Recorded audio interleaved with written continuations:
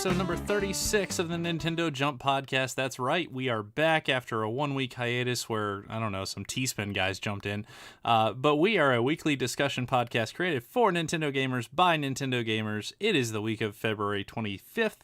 My name is Daryl, and today I am once again joined by Sergio. How you doing, bud? Hey man, doing great. Doing even better now with the Pokemon news. I'm super excited. And also to my digital left, Kevin, how are you doing, bud?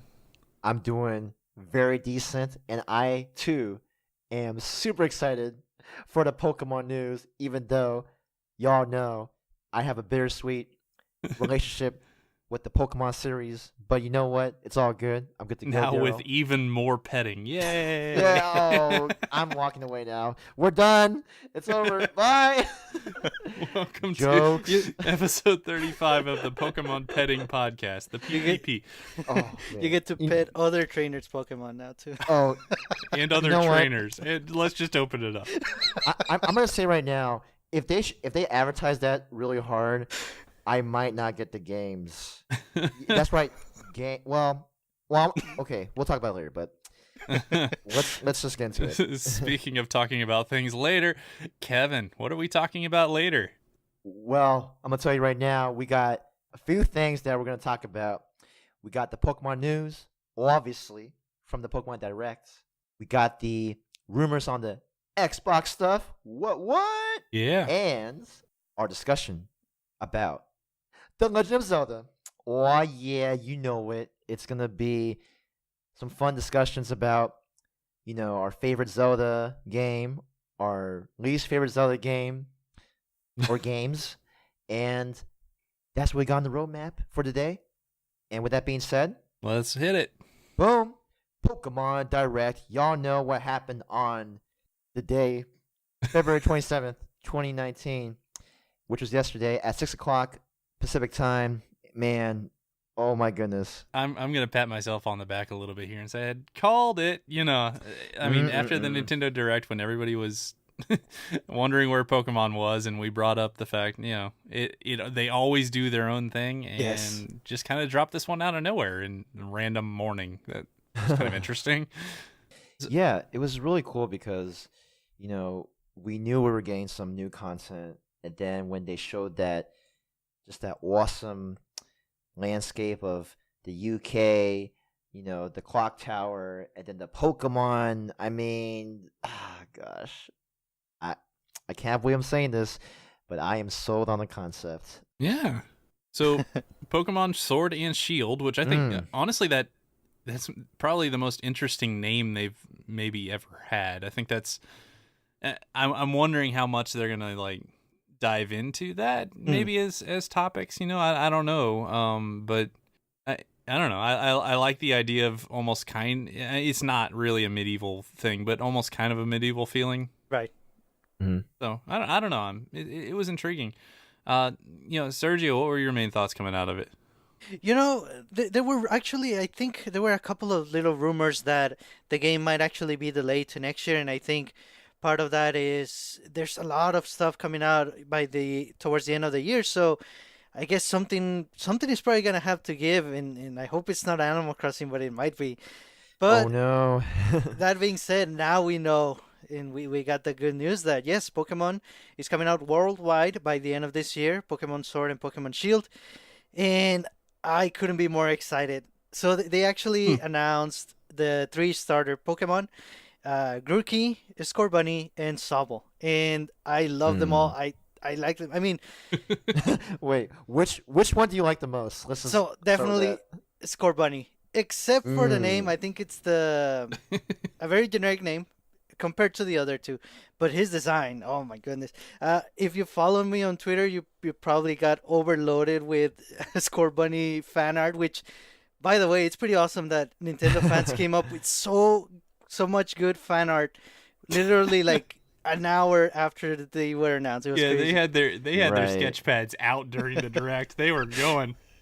I mean, that's bananas, and honestly, I do like Scorbunny as well as my favorite out of the 3, but I think the best name out of the 3 has to go with Grookey. That name is just it's so mischievous.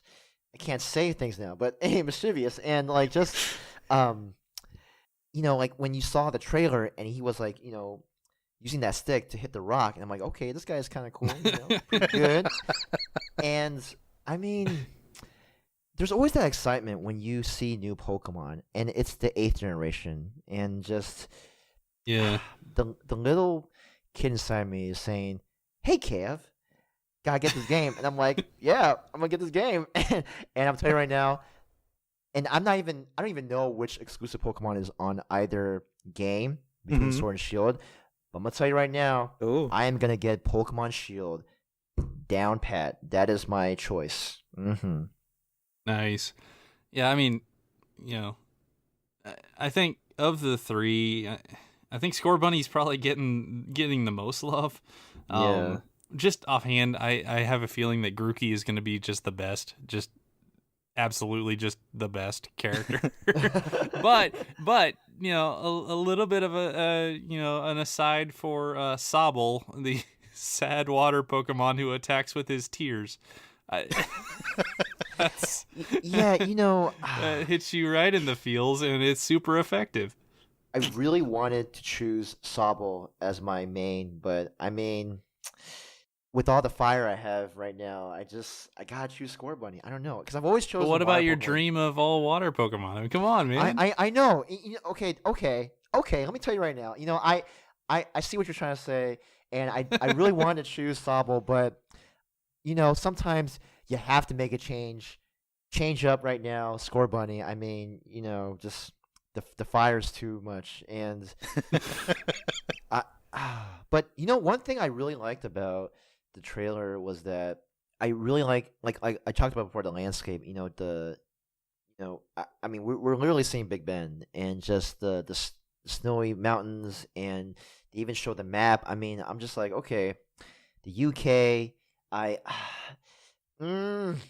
It's a cool setting. It's really a very cool setting to look at, and I mean, it was more intriguing to me than I thought it was. I mean, getting into just like the gameplay, this is like 1,000% more Pokemon. Like, just for sure. This is not a dramatic reinvention of the series or anything like that. I honestly, I think if you were expecting that, you might have been expecting a little bit too much. Right, just keep in mind this series has basically been variations on a theme, I'll say, for about 2 decades at this point. So it was kind of neat to see it coming out, and very clearly they showed random battles, so everybody was kind of curious whether that mechanic would actually come back, or if it would just kind of adopt the let's go. But no, it looks like the random battles are actually back too. So this is a Pokemon game for sure. Shout out to Triple. And it definitely looks like you're gonna catch Pokemon the regular way, the good way, the fun way. you beat them up within an inch of their life, and then hit them with a metal ball and catch them. And that's great. I'm gonna make a counterpoint. I actually did enjoy catching Pokemon like Pokemon Go, like just the where you have to spin the ball and flick it and just be able to catch in that way. I mean, it is very easy to do, but at the same time, I mean, nothing beats the original formula of catching Pokemon. I remember days where when I had Pokemon Blue and I was trying to catch Articuno. I spent 47 Ultra Balls. Oh, okay. You hear me right now? 47 just to catch one Articuno. And halfway into it, I was like, man, I should actually paralyze this Pokemon. And I did. Did you actually catch him? I actually did catch him. Okay. Nice. On my 48th try. So after 47 times I failed, but 48th, I'm like, okay, I got it. So anyway. So bottom line, I mean, I think we all kind of came out pretty positive on it. Bottom line, based on what you saw today, and obviously you did not see the whole story. Sergio, you going to buy this game? Yes, I'm buying both versions. Nice. As expected. Kevin, you going to buy this game? You know what? I'm buying Shield for sure. Sword is on the fence. Until the Pokemon Petting Direct. Oh, Oh my gosh. 7 more minutes of just petting. This is never gonna be let go. It's let's It's go. never gonna like- be let's go. No. Let's go. What am I saying? Y'all know that I'm a stickler for petting Pokemon for every 5 seconds that I did in Pokemon Moon.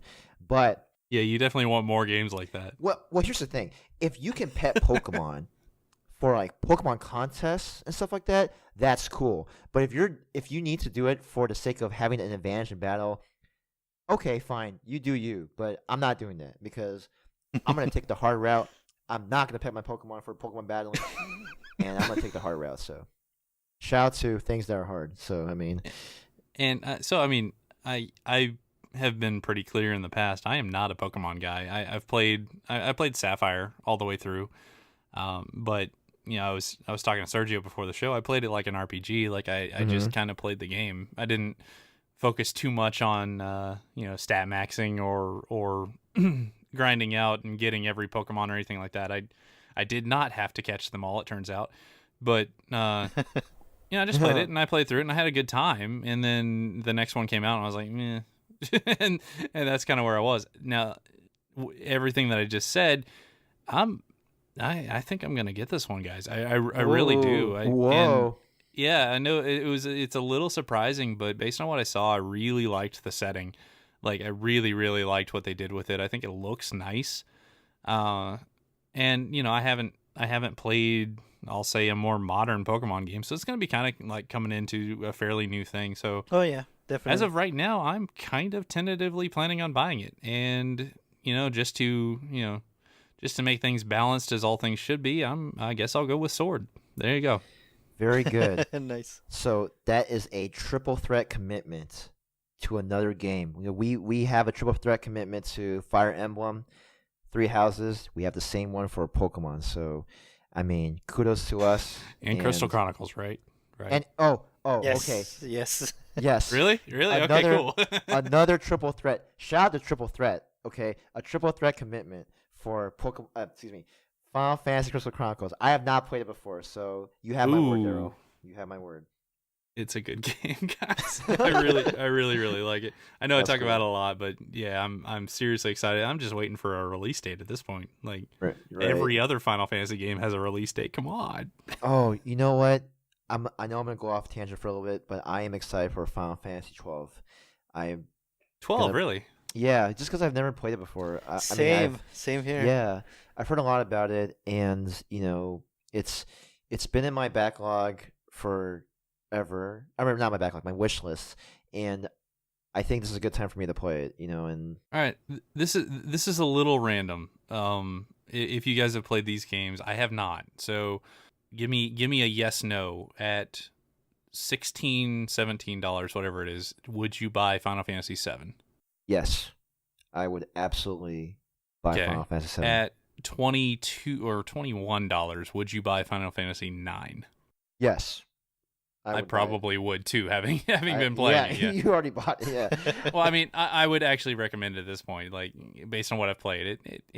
It's a fun game. Final Fantasy 10 at 10/10/2 HD remaster of some sort. I think I saw it's $50. Would you buy Ooh. Final Fantasy 10/10/2 at $50?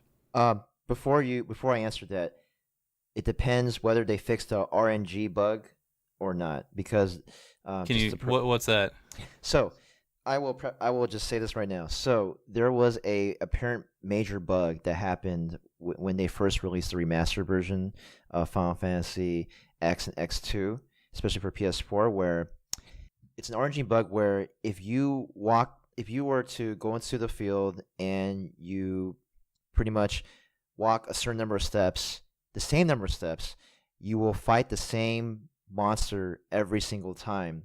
And it would, even if you reset the game and you go back to your save file and you walk that same path, you will fight the same monster. So it's not truly random, and I think it bothered a lot of people. And they were waiting for a fix. I think there may be a fix now. I'm not sure. That kind of sounds similar to the Final Fantasy 9 one, where I probably wouldn't have noticed it. Yeah, I don't think it's a showstopper, but I think for those who are very meticulous about these sort of things, or just very nitpicky, like me, I would definitely be like, maybe. But I don't. I mean, obviously, it's still a great game, as I've heard. I've never played Final Fantasy X, so I just heard a lot about it. Oh, okay. Right. I've never played because I didn't have PS2. Sergio, have you played these games?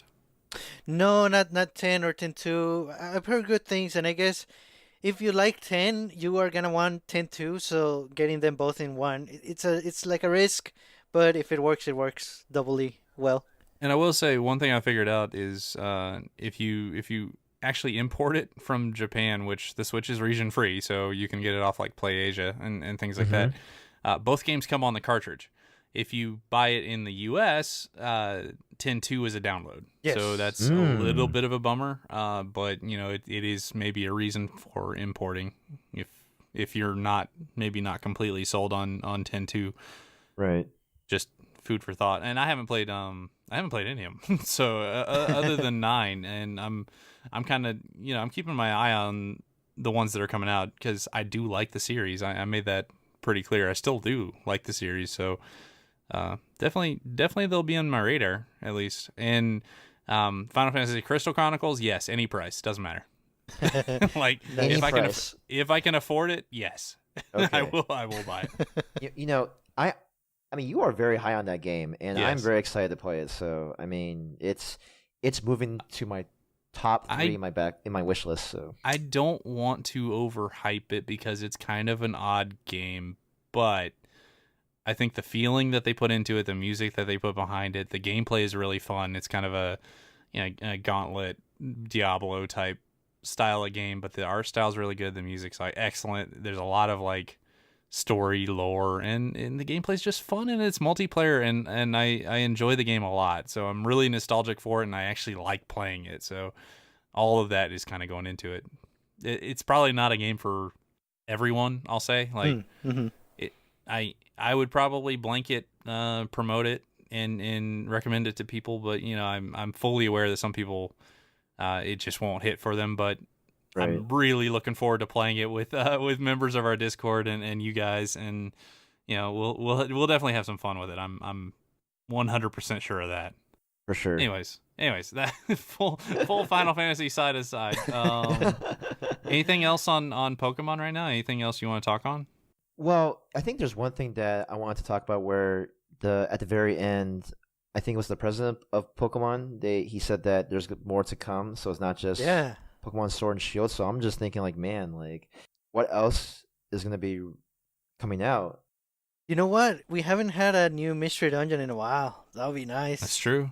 Ooh, that would be awesome. But then again, maybe just announce it for next year because you don't want too much Pokemon I'm pretty sure it would be on the Switch, so you don't want too many Pokemon games on just one system, You know what? That is true, but I do. What about Pokemon Snap 2? Wouldn't that be awesome? What about Pokemon Coliseum? Oh, ooh. I mean, there's a few games that they could pull from that they haven't for a while. Yeah. Naturally, kind of the side games, but I don't know. Pokemon Rumble. Let's do that again. Pokemon Hey You Eevee. Hey you, Eevee. Sold. Actually, I've been thinking about this for a minute, and wouldn't it be awesome? Excuse me. Wouldn't it be awesome to have a Pokemon contest game just dedicated to Pokemon contests? Because in the anime, I think it was like the 3rd gen or 4th gen, they started doing the whole contest thing. They integrate into the whole series. And I actually thought it was a very interesting way of changing up the whole Pokemon formula. It's not just about battling, but you gotta style on other Pokemon. You have to battle too, but then you have to. There's just all these sort of variables in the contest where battling isn't the factor to win. There's just all these things, and I would think that'd be great to have a central focus on Pokemon contests, but I don't know if that is going to be in the pipeline, just because it's going to be pretty difficult on how do you measure success in the Pokemon contest. Like, I mean, because battling is very simple. You have the Whichever HP, one's right? the cutest. Oh, ooh, but see, that's subjective too. Like, what defines? No, as it's cute? not. Yeah, I know. Yeah.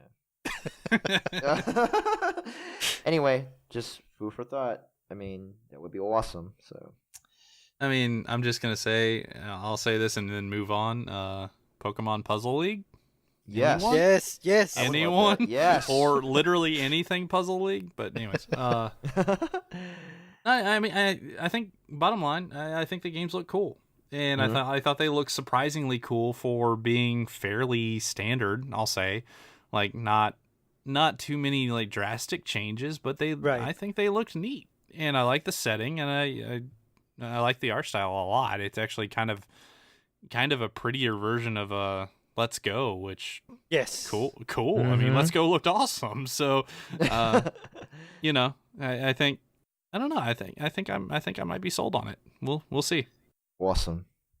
All right, what is next? Well, we got the Xbox rumors. Ooh.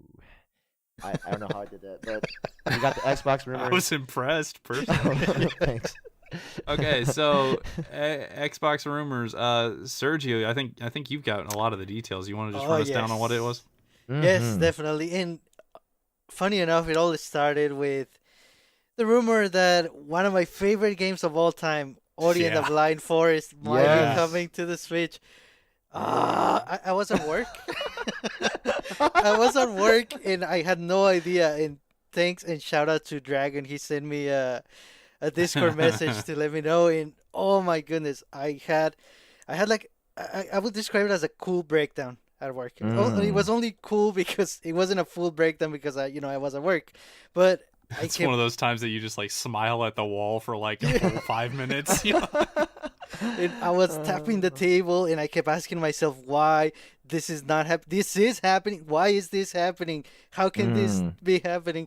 And honestly, I'm still in shock and amazed that something like this could happen. Something that I thought it was impossible. If I remember right, didn't you bring that up in like a pie in the sky, this'll never come to Switch, but I'd love it to come to Switch type discussion a long time ago? Like, I'm pretty sure you brought up Ori at that point. So, hey, I mean, obviously this is a rumor, so grain of salt, but it's a rumor with a lot of traction, and I mean, like, multiple, like, high-level sources reporting that this is happening, and it's blowing my mind over here. So, what else have we figured out? Yeah, so that it started a whole bunch of different rumors, different hearsay, different I heard this, I heard that. There's also rumors that Cuphead is coming to the Switch. Yeah. What? I would say that one makes even more sense, I think, a little bit more than Ori. Well, if I'm not wrong, Cuphead is multiplayer too, right? Yes. Yeah, so and the style I think just fits. So I'd be looking forward to that one quite a bit actually. Yes, definitely. And I guess it all boils down to the fact that it seems Microsoft is pretty much really happy and well, they're really good friends with Nintendo right now, and they're happy to share their games on the Switch. So much so that kind of a form of Xbox Live is coming to the Switch, and who knows, you might be playing Gears of War or Halo on your Switch in the not too distant future, which is crazy to me. Pretty much out of nowhere. So cool! Oh my goodness! Like, yeah. Sorry to interrupt, but yeah. I mean, just even the possibility of that is. I mean, this is the relationship that I can see going very well. So come on, Sony, let's get the Uncharted, man. Oh my goodness, like I'm calling you out right now. No, like, this is very clearly the anti-Sony alliance, and it is. Right. I mean, I've talked about it a lot because this is something that I kind of saw working in this weird like fantasy world. I kind of see this Microsoft Nintendo partnership going really well. Like, I mean, I kind of. Like, is it crazy of me to expect maybe a Halo game sells better on Switch than it does on Xbox? Like, I'm just saying, like, and yes, that's a little bit of sarcasm, but it may actually happen because I don't know. The Switch is just burning like fire right now. Like, it just still going extremely strong, and then you have Microsoft, whose console is it's moderately successful, but it's easily the number 3 there, right? Yes. Right. And then what they're basically proposing is, hey, let's get our games out there. Let's benefit from the sales of the Switch, and then the Switch gets all these Xbox games, which I mean, wait, what? Which I mean, going back to that conversation, a game that I wanted to come to Switch, and that I've been fairly vocal about is Rare Replay. That just became, assuming these things are true. Which, I mean, if you can't tell, I kind of believe these rumors are actually a thing. I think it's happening. I think I don't know exactly what the full integration is. I don't know if the Gamers Pass is coming or exactly what Xbox Live is going to be. I think all of that is in the rumor state, and I don't know. But yeah, I mean, if you start bringing me stuff like Rare Replay, man, I'm gonna be thrilled with that, and it's really exciting, even for games that naturally I may or may not care about, like Gears of War. I probably wouldn't get personally, but I would be super happy to see it on Switch, just because I really like this new kind of potential like business friendship thing between Nintendo and Microsoft, and it's really intriguing to me. I think this is one of the first times I've ever really seen this kind of thing. Like, the only other thing that comes to mind is Sega kind of going under and just making games for Nintendo. But I can't think of another time where two consoles have just kind of been like, oh yeah, let's share games, let's do that. It's crazy. Yeah, we live in exciting times. It just goes to show that just having these sort of partnerships, it really can make a difference in bringing more people together with games that they've never played before from another system. I mean, I think y'all have already know, like, a lot of our Discord members and our friends, they have not played games on neither the Microsoft nor the Sony systems, and I mean, this is such a great opportunity to bring that love into Nintendo or just the Switch, and it's just like, it is, like Daryl said, it is a golden age right now for I just video can't games. believe it if it's actually happening. That it, man, I mean, it's just crazy to me, and I think it's like, people are making a big deal about it, but I feel like even with the big deal, people are not making a big enough deal for it, just because this is unheard of. This is crazy, and it might be extremely cool. Like, it just might. Like, there are people who think, well, what if Nintendo lets Xbox redesign their online structure? That's a bit too far. Would be so awesome. I don't think that's gonna happen. It's not gonna happen. I don't think it's gonna happen. But man, like, just shout out the big deals too. I mean, this is such a great thing. If it were to happen, I mean, because we all know that the online capabilities of Nintendo isn't the most advanced. Sorry, Nintendo, but they are trying, and I mean, they're on the right path. But with Microsoft's help, I mean, the Xbox Live system is pretty dope. I mean, it's very stable, and the full party system, which I've been asking for. There'd be a lot of benefits. I don't expect that at all. This does make, potentially it does make Banjo-Kazooie a lot more likely for Smash, which is another extremely good thing in my opinion. Right. Yes. I don't know. I'm extremely positive on all these rumors. I really hope they're true. I do expect that they are, just because, I mean, the people actually reporting on this is not like a 4chan leak or something, right? This is no. This is like big news outlets saying, oh yeah, this is happening. So yeah, and I think it's safe to say that whatever truth there is to all of this, we're gonna find out at E3. That's the perfect place to showcase it. Oh, what if they blind drop Ori? Oh, they could absolutely do that. Would you take a week off just to play it? Well, no, I have to save them for Animal Crossing, but I would be very happy, and I would buy it for sure. Available now. Oh man. Oh, that would just like. Oh man. It's like, man. No, I mean, yeah, I'm extremely positive on it. I just think it's a win for both companies, and yeah, Nintendo probably more so than Microsoft. I think Nintendo's really making off like bandits with this, but Microsoft wants to get their names out there, their games out there. Absolutely, go ahead. I love it. Good stuff. That's what I've got on that one. So I think you guys ready to move into Zelda? Boom. Let's do it. We're gonna go to Sergio's favorite game, obviously. No. Wait. Don't spoil it. We're gonna get into. We're going to definitively answer a question that has been lingering for a while. So stay tuned on that one. So first off, the reason we wanted to do this, and we didn't get time to do it in our last episode, but so obviously Link's Awakening is being remade. It's coming out, and kind of the newest weird debate that's been going around is, what should this game be priced? So I think as it stands, the pre-orders are currently being priced at $60. Do you think, and I'll just open that up to either of you, do you think that this game should be $60? Or a lot of people are making the argument maybe it should be cheaper for various reasons. What are you guys' thoughts?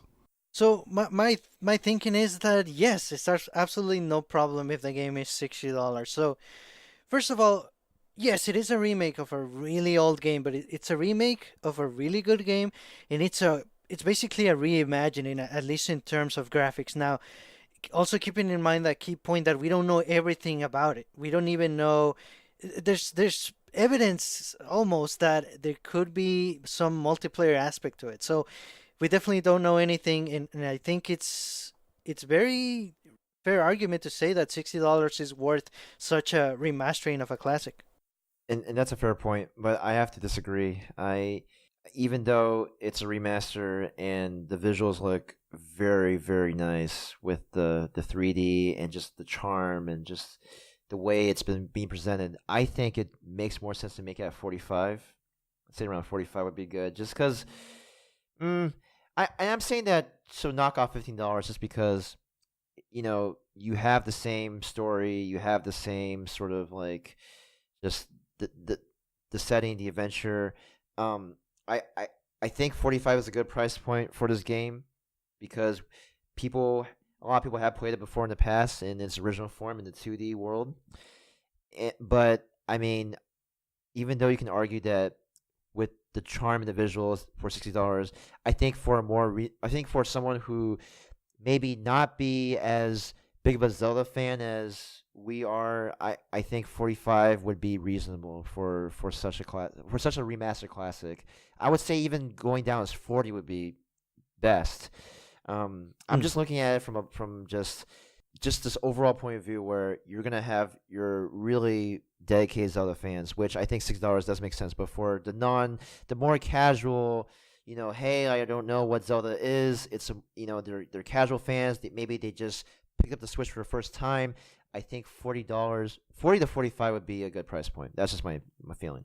Yeah, the arching argument here is, I mean, this game is coming to a system with Breath of the Wild on it, and it's apparently going to be costing the exact same amount as Breath of the Wild. So, as from where I'm sitting, am I going to recommend, okay, you've got a choice between two Zelda games, go with Link's Awakening over Breath of the Wild? No, I'm not going to. But I said this on Reddit, and I still kind of believe it. I view this as a beautiful remake of a beautiful game. I really do. It looks phenomenal to me. Like, it looks really, really good. And I don't have a problem with the price. Now, that is shaded a little bit because, I remember paying upwards of $50 for Super Nintendo games, and I'm still kind of in the state where I appreciate that video games haven't really gone up with inflation. Like, they've just kind of stayed at the same price. Now, I understand, like, what defines a $60 game. That's a really fluid argument. It's really just going to be whatever you define it as, you being the player of those games. But, this game is really made for two different sets of people, and one set being the people who played this game probably, at least a decade and a half ago, and remember it fondly, and maybe kind of don't remember it, right? And also for people who may not have played it at all, and there are a lot of people who were not born at the time that this game came out, right? Exactly, super old at this point. And maybe didn't pick it up on re-releases because it looks like a Game Boy game. Maybe people didn't want to pick it up. So I don't know. This is one of those weird games. I don't have a problem with the price point, but I kind of get why people would.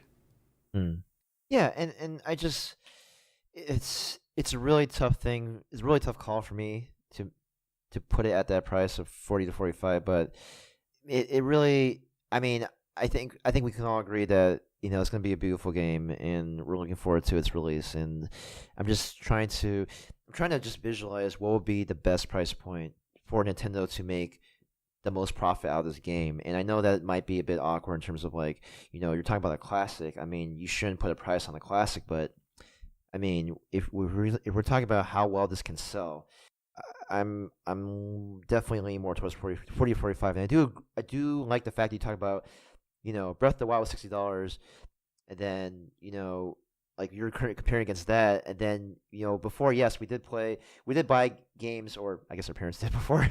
Yeah, I mean, yes, our parents before bought games for us for $50 for the SNES games.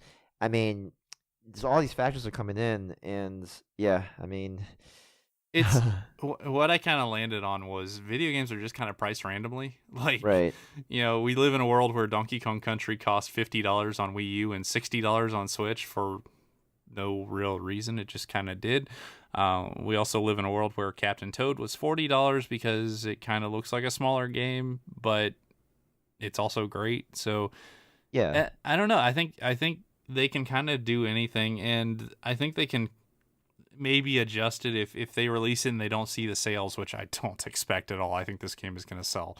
gonna sell really well. I mean, But if they don't see the sales that they want, then wait a little bit, release a Nintendo Selects line of it or something like that, and it'll move. I don't think that they're gonna have problems selling the game for anything $60 or below. Mm-hmm. It's just I think the biggest thing here is that Nintendo is notoriously, they do not want to devalue their games at all. right. Like, they think you put the word Zelda on a game and it becomes like the top echelon of gaming, and I mean, I agree with them. I've been fairly public that it's my favorite game series, and it is. So I get what they're saying, but I'm having trouble determining whether this is actually going to be a smaller game or not. Like, if they have some sort of multiplayer mode that is not just like a stupid little mini game type mode, or like an assist mode or something like that. If Right. they have any version of anything like Four Swords connected to this, oh yeah, sold, justified, absolutely. It should be $60, and I will. I'll scold anybody who says otherwise. But just as the base game itself, I think there's an argument, and I do. Like I said, I don't have a problem paying for it. I think they have put the work into this game, and I think that the game itself is really, really good. So don't personally have a problem with it, but I think the arguments are kind of justified when you think about it. Yeah, definitely. I can see it. But if they do have some additional content, I think that's gonna be part of the tricky part that Nintendo has to make sure that everyone knows that there's extra content. The fans that played the game before and the people that haven't, and that could get tricky. Mm. Well, it's just gonna be weird because a lot of people don't remember what is actually in this game. Right. There are a few people who do, but a lot of people, I haven't played this game since I had it on the original Game Boy. I've never even played the Game Boy Color version. So this extra dungeon that's in there, that's all new to me. Nice. Even though it was released on Game Boy Color, right? So it's not exactly a new game, but yeah, it's this is a very, very interesting one, and it begs the question. So they decided to remake this game. They decided to remake Link's Awakening. I kind of get it. And this is kind of one of the ones that was just hanging out in the series that had not gotten some sort of re-release. At this point, I think they've re-released every 3D game except for Sergio's favorite. And most of the 2D games, either like Link Between Worlds was kind of a remake sequel of Link to the Past. They they haven't really done much with the original two, which Legend of Zelda and Zelda 2 Adventure of Link. Hey, I'd love to see that. That'd be awesome. But I don't know. I other than that, I mean, what else would they actually remaster? Would you guys want to see a remaster of a different Zelda at this point, or is this just kind of the default choice? Absolutely. There is a pair of games that I would love to see remastered, and it actually is my favorite. So my favorite of the Zelda series is very personal, and you may not expect it, but it is the combination of Oracle of Seasons and Oracle of Ages. I Hmm. I loved playing both together.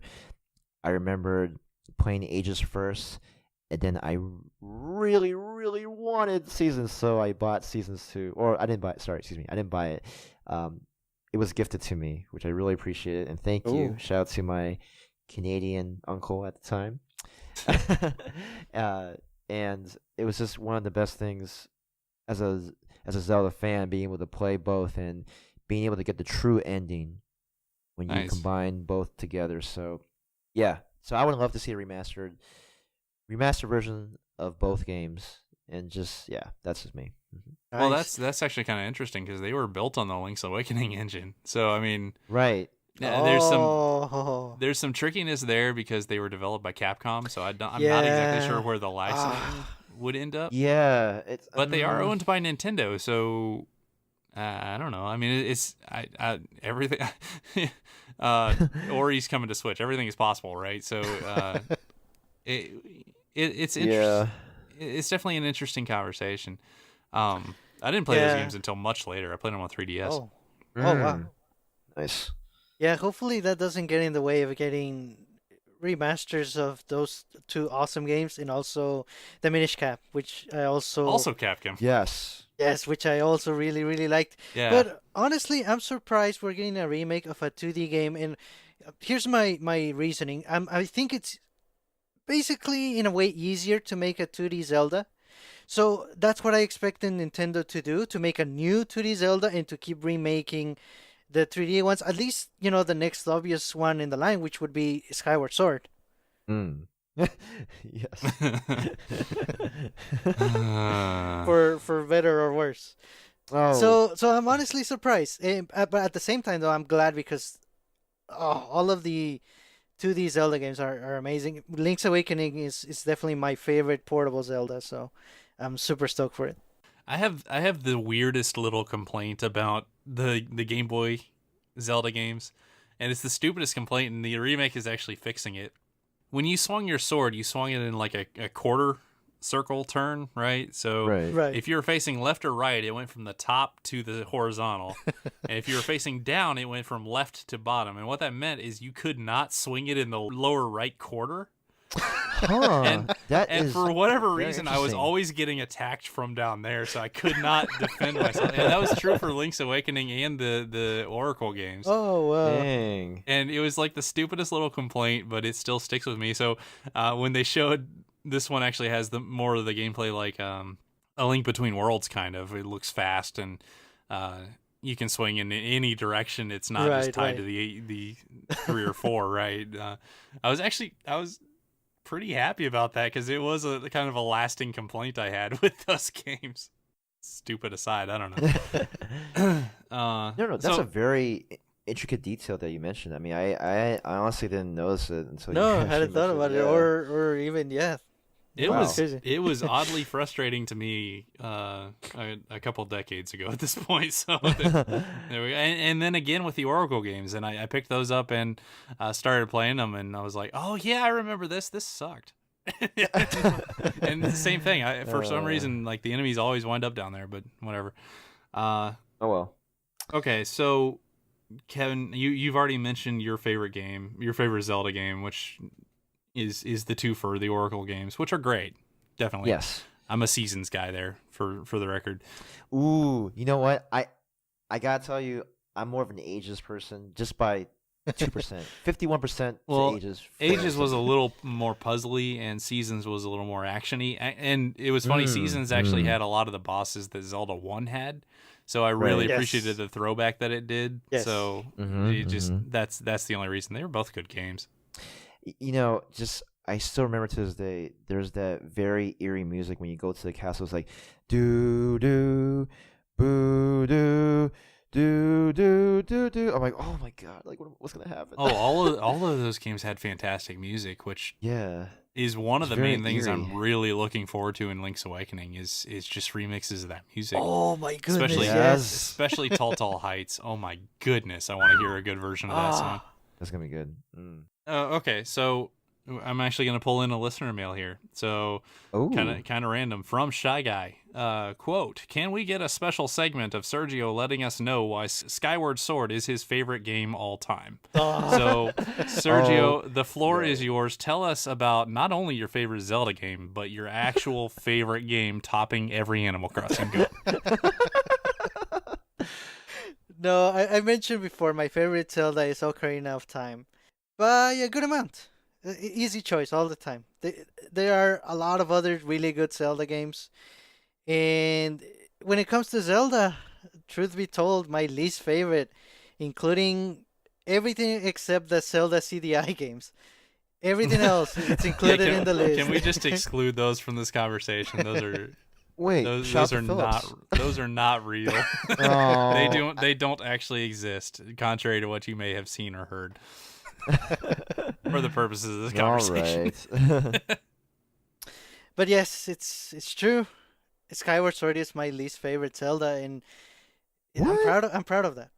Okay. Okay, so right, I mean, you've mentioned this quite a bit on Discord, and honestly, I don't think it's that controversial in my opinion. I think Skyward Sword probably missed on a lot of people, but just I'm not looking for just negativity, but what were you looking for with the game? Why is it your least favorite? Why do you actually hate it? Before you answer that, Sergio, I just want to let you know, and you, Daryl, as well, that I have never played Skyward Sword, so I don't know how to contribute to this. So, but please go ahead. Why? I don't know. I guess it was a concern at the time that it was gonna be the first Zelda that was all motion controls, right? And I would say for the most part, it worked well for sword battles, for controlling your sword. Everything else was, to me, at least, was a disappointment. Controlling the little camera beetle and controlling your flying bird, it was not good. Fair enough. But I mean, I wish that was it, but I have so many complaints with this game. But I also don't want to get into too much into spoilers, but there are the world itself is basically divided into three areas, and that's about it. You go back to them eventually, and they change a little bit, but it's basically the same three areas. And a lot of the repetition also carries to the bosses in the game. You fight them so many times, and they change just a little bit, and it just takes away from the excitement of a Zelda game and the scale of previous Zelda games that had 8 dungeons and all of them with different bosses and different enemies, different areas, and it's hard to justify this one here. And like I said, at least in terms of scale. No, so I can't disagree with you. I will say that Skyward Sword is not my least favorite Zelda. It's not my second least favorite Zelda. It's higher than that, and I would actually rate it as a good game. Like, it's certainly not on the top of my list, but I liked it. I forget what we were talking about in the Discord. Somebody made a joke over the past week of I liked everything about the game except playing it, and they weren't even talking about Skyward Sword, but that is the game that I attribute to that quote completely. Because I really liked the game. Like what the game was. I think it had one of the more personal Zelda stories of all time. I really liked the character of Zelda that was in that game. I actually think that paved a lot of the way for what Breath of the Wild turned into, actually. I liked a lot of the lore. The desert area is probably one of my favorite video game areas, period. Like, just, it was really, really cool with, like, it's basically this desert wasteland, but there was this ancient technological advancement with like little robot guys mining. It was a mining facility. Yes. And all over the place are these time warp things that you hit them, you activate this time bubble, and suddenly for this little area you are in the past and you can see what it was, but now it's desert and you're kind of going back and forth. One of the coolest things I've ever seen. They did some amazing stuff with that, including turning the desert into an ocean that you're sailing across and stuff. That area was mind-blowing. Wait, what? Yeah. That is pretty gnarly. Well, like, in the past, it was an ocean, and you have a time bubble on your ship, so you're, like, sailing, and you see a little bit of the ocean, but the rest of it's sand. It's mind blowing. I loved it. I loved that entire segment. I liked the story a lot. I liked almost the importance that the game put on the quest. Like a lot of times, Zelda's kind of take their story a little lazy from time to time, and Skyward Sword I didn't really feel that from. What it really comes down to though is in a video game I really like to forget the controller. I really like to not even think about the buttons I'm pressing. When I press A, I'm not pressing A, I'm swinging my sword, right? I like that. It's one of the main reasons, if you've heard me rant about waggle controls, that's one of the main reasons I hate waggle. I hate it. Waggle. Because I'm flailing my arm, and I can't not think about flailing my arm. And for Skyward Sword, I'll say the controls almost worked. Almost.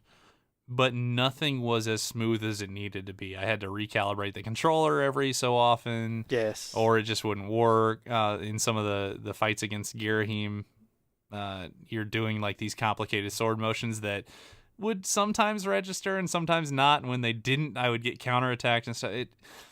It was frustrating enough that kind of put me off the game a little bit.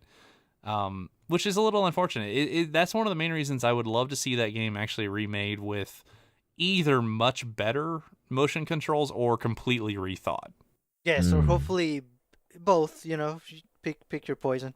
Yeah, what you said about the areas and the world and such, fine. I have no complaints about that criticism. I think it is a criticism of the game, but I do think that the game did some things really, really well.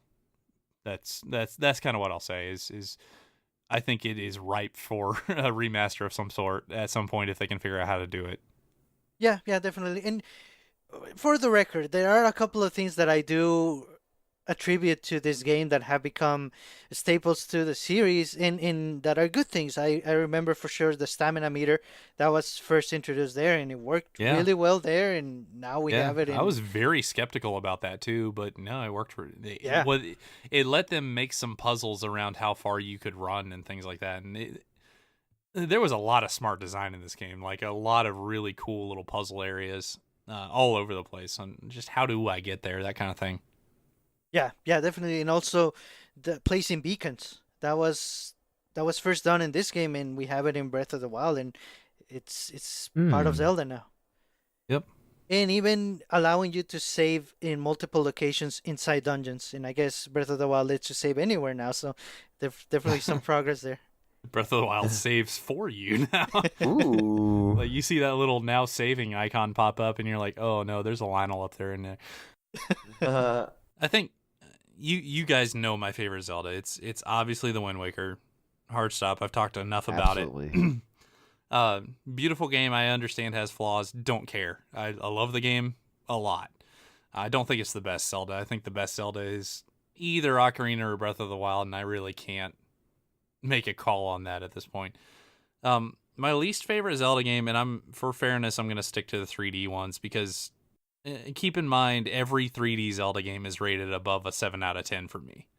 Like these are all what I would consider good games. So anytime you're having this conversation, I get a little nervous that I'm going to step on somebody's favorite Zelda game. I don't mean to, but I'm going to list 2 games that people actually like. So here we go. Oh, my 2 least favorite Zelda games, and the ones that I would actually rate below Skyward Sword, are Twilight Princess and Majora's Mask. What? Yeah. And if you know me and you've heard me talk about games, you'll probably understand why. I think very specifically Twilight Princess had so much filler in it. And I played it fairly recently. I remember liking it, but just kind of moving on from it. And then I played the remaster on Wii U just to see how it held up, how it was. I'll say it has some really terrific dungeons, really good dungeons, and everything else about that game is just kind of a downer. For me, for me, like they gate off the world so much, so you never like. You mentioned the discrete segments, but Twilight Princess kind of did that too, at least for the first, 2/3 of the game. It just had you in very defined areas. There was not a whole lot of freedom. there. The world was kind of a downer. It just had some crazy people in it. Like I don't know. I actually liked the story. I liked Zant as a character until he lost his mind. And I liked a lot of what they did, but man, there's some really long drawn out cutscenes and like 4 hours of like doing random crap before you actually get into anything. I don't know. That game struggled for me. Again, it's still above a 7 out of 10, so don't at me. And probably the more controversial one is Majora's Mask, which a lot of people rate as probably their favorite Zelda. It's one of the ones that gets mentioned a lot. Yes. For me, I love what they did with the world. Like, I really, if you play that game just as like a Clock Town simulator, great, fantastic. I loved all of that. It's the inverse of Twilight Princess. It fell apart in the dungeons, and it really did. And it did things like, like the upgrades are just not there in that game. Like, you get multiple different types of arrows instead of anything actually like cool. And Right. by the way, you've already had these in Ocarina of Time, so okay. You fight the same mid bosses multiple times in the game. If you have to redo a lot of stuff if you run out of time, that's a minor complaint. I actually didn't mind that much. I liked the world resetting. It in the grand scheme of things, if I'm rating my Zeldas, it doesn't hold up as well. Even though I liked the story, I liked the world a lot. Yeah, gotcha. And I agree with you. You know what? Yeah, I agree with you on both counts. So let me explain. So the other day I was trying to think if I like Twilight Princess better than Wind Waker. In my mind, it is Twilight Princess is one of my favorite Zelda games, 3D, 2D, or otherwise. But then I started to think about why, and I couldn't really come up with a good answer. Oh no. I guess a lot of it has to do with the fact that when they made it, they really wanted it to be better than Ocarina of Time, and I think they stood too close to that one in terms of the story, the way the game unfolds, even the world, and I think in the end that kind of hurts the game. It's definitely different from Ocarina of Time, but it's also kind of similar to the detriment of the game, and I wish it would be different. Yeah, I Like Wind definitely got Waker is the definitely different. this is Ocarina but edgy now. Hey. Right. Yeah. And for Majora's Mask, it's hard to tell. It's very different, and that's why I like it. I mean, I definitely understand why people like it. And they like it for a lot of the world building stuff, which is fantastic. I think it's really good. And a lot of the reasons I rate Breath of the Wild so highly is that a lot of the stuff that they did in Breath of the Wild you kind of saw coming from these old games. Like, don't get me wrong, there's not a 3-day cycle in Breath of the Wild. You can run across the world in 3 days. But there's not that, but you can still kind of feel the influence from every different Zelda game. It's just done really well. That's one of the ones I really put highly. But we kind of jumped over Kevin. What is your least favorite Zelda to be a downer? You know what? That's really hard because I didn't play all the Zelda games. It's really hard for me to choose the one that's the least favorite. I guess maybe Twilight Princess just because like I started playing it and then I just got bored after like a few hours and I just didn't really. The beginning is rough on that game. Yeah, that was the thing. Like, and for me, like whenever I play a Zelda game, like I'm already instantly captured by just the beginning. Like in Link to the Past, when you see what happened with Zelda, and then your uncle wakes you up, and then it's like, okay, well now I have like this objective. But then Twilight Princess, all of that happens before you get off the farm in Twilight Princess. Yeah, but still, it's just like, I mean, yeah, and I don't know, I felt something was off when I started playing Twilight Princess, and I was like, okay, well, and keep in mind, like I was just borrowing it from a friend for like a weekend, so I was hoping maybe I can finish it. Well, I guess not finish it, but like be able to get through a good chunk of it. But then I stopped. It's like after a 50-hour game. It's really long. Right. So hence, how much I know about that game. I just stopped after a few hours. I'm like, yeah, I just cannot get into this. And then, so that's probably my least favorite. But Yeah, excellent choice. Yeah. Well, here's what I can very easily say about Twilight Princess, though. It has my favorite Link. Mm. Absolutely easy choice. He is the most hero of all the Links. Not heroic. He's the most hero. He Interesting. Huh. absolutely. You know, there's a lot of cutscenes where he just saves the day, basically, and I agree with that. he does it so heroically, flawlessly, compared to the wimp that is Link from Skyward Sword.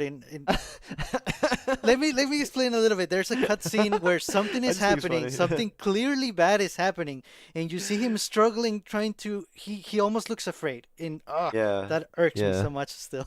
Uh, No, no. um, I agree with you on that one.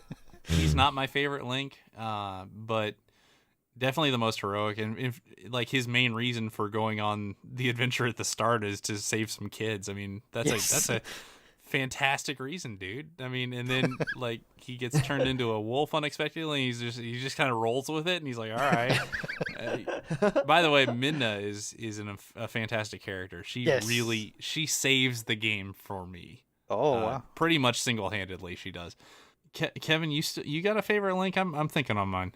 my favorite Link, man, that is really hard. My favorite Link is actually the Wind Waker Link. I really like the Wind Waker Link. Just Yeah.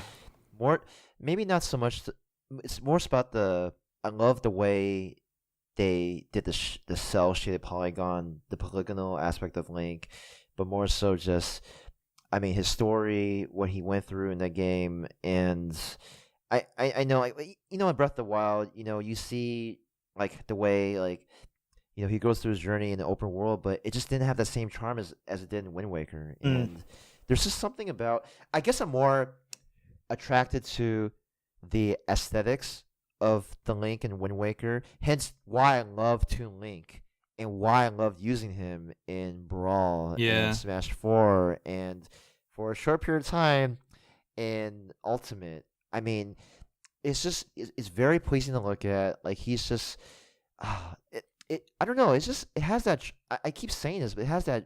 He has the most artistic charm out of all the Links I have seen in all the games. If that makes any sense, and I think that's why it does. right, and that's why that's my favorite Link of all time. Well, it's interesting because Nintendo's pretty vocal about making Link kind of the every character. Like, you are allowed to put your own personality on him.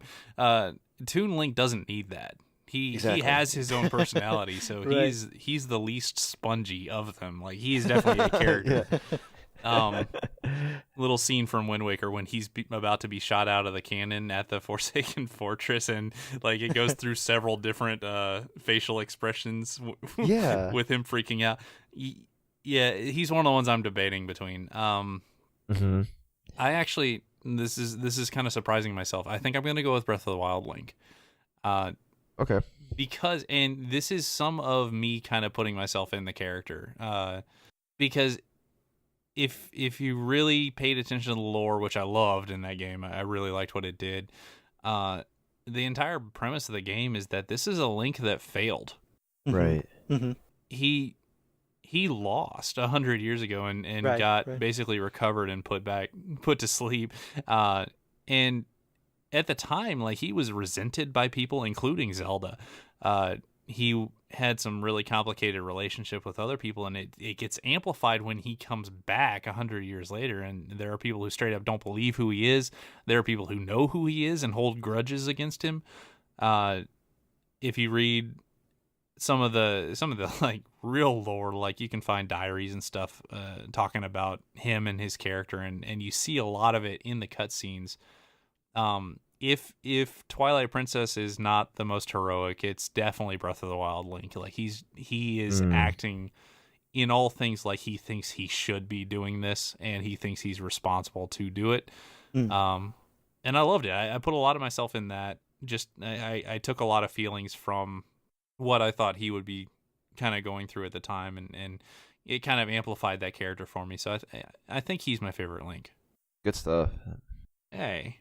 Okay, so to end this, last question for Zelda.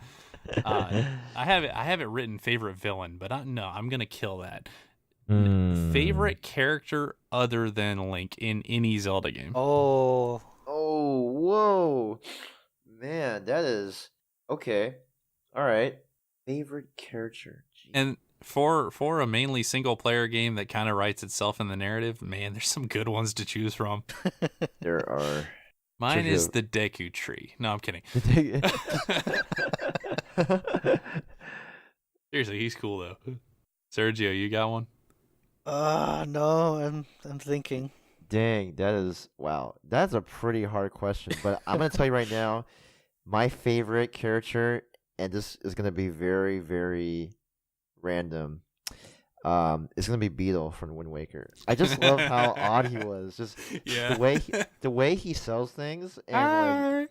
Yeah, exactly right. I'm just like, man, this guy is so dope. And I mean, he's a very he's like literally the best salesman you can have. Like just on the sea. Like he just comes in his little boat thing and is like, whoa, hey, I want. There are times that you see his boat and you're like, ooh, let's go.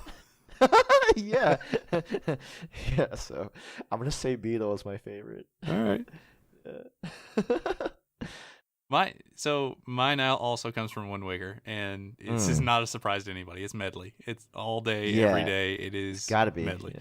Yeah. She is like it's odd because like she doesn't have a whole lot of stuff that she does in that game, but the stuff that she does in that game is just so personal, and there's so much like.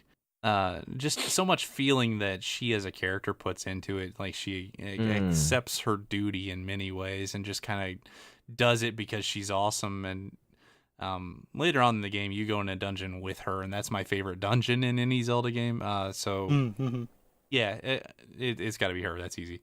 Good stuff, man. And that is moment of truth. Really tough question. And I think I hadn't thought about it, and when I thought about this character, it clicked, and I think this is the one. And I think it's gonna be unexpected. King of the Red Lions. If the you boat. say Groose, okay. Oh God, no. Ooh, that's a good. Okay, so King of the Red Lions, the boat. Yeah, that guy. Yeah. Okay, why is that?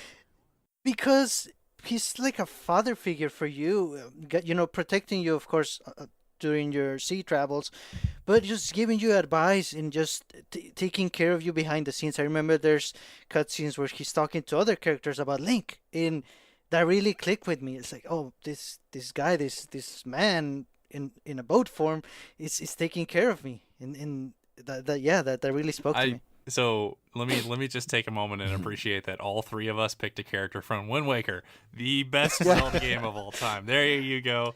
I think